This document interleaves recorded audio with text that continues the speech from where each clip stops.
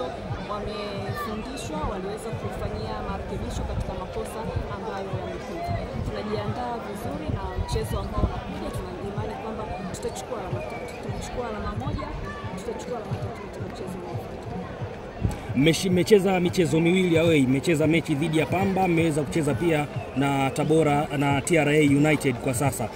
Matokeo haya ambayo mmeweza kuyapata ugenini kwenu ninyi kama uongozi yanawaridhisha kwa kiasi gani? Tumecheza mechi 3 na Singida. Yes.